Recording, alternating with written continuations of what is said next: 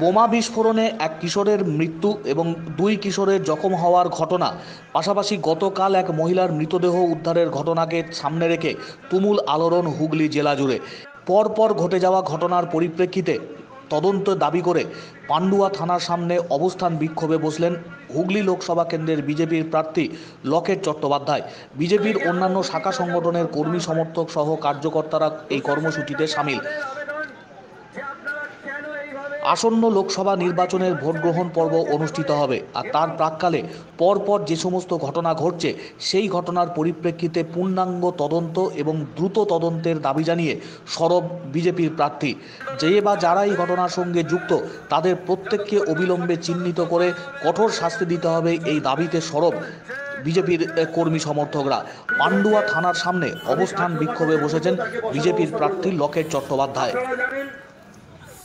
গত পরশুদিন দিননায় আজকের এই ঘৃণ্য অপরাধের প্রতিবাদে যে বিক্ষোভ মিছিল, এই বিক্ষোভ মিছিলে উপস্থিত হুগলির বিদায়ী সাংসদ এবং বিজেপি মনোনীত প্রার্থী বর্তমানে লকেট চ্যাটার্জি, তৎসহ হুগলি সাংগঠনিক জেলার সভাপতি।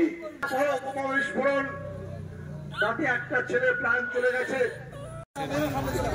গতকাল দিনের পর দিন পান্ডুয়াতে সন্দেশখালী পান্ডুয়া একটা অনুকরণ হয়ে উঠছে, পান্ডুয়া একটা সন্দেশখালী হয়ে উঠছে। যেভাবে একের পর এক ঘটনা ঘটছে, প্রথমে বোমা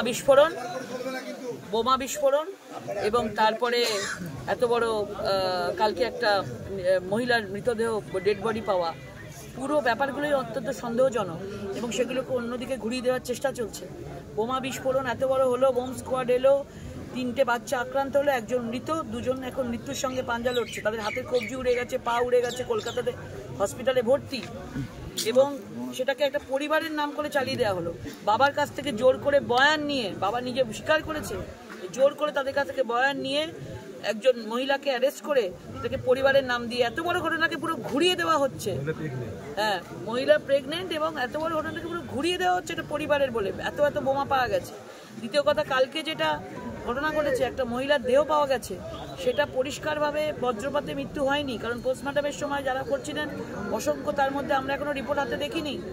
এবং সেখানে মানে মহিলার গায়ে পুরো ক্ষতর দেহ চিহ্ন পাওয়া গেছে সেখানে, এবং আমরা স্পটে গিয়ে রক্ত দেখেছি। বজ্রপাতে মৃত্যু হলে সেরকমভাবে ক্ষত চিহ্ন থাকবে না এবং সেখানে রক্তপাত হবে না। ওকে পুরোপুরিভাবে মানে রেপ করে মার্ডার করা হয়েছে, কিন্তু ঘুরিয়ে দেওয়া হচ্ছে আজকে বজ্রপাতে।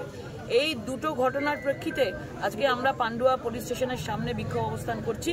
এই ধরনের যদি মমতা বন্দ্যোপাধ্যায়ের অঙ্গুলি হেলনে, যুবরাজের অঙ্গুলি হেলনে এই ধরনের কাজ যেগুলো পুলিশ করছে, এই জন্য আমরা আজকে অবস্থান বিক্ষোভ করছি। এবং এই অবস্থান আমাদের আন্দোলন এর থেকে আরও বড় হবে এবং আমাদের বিচার চাই। আমরা নির্বাচন কমিশনে বলেছি, আমাদের এই দুটো ঘটনার জন্যই আলাদা করে অভিযোগ জানানো হয়েছে।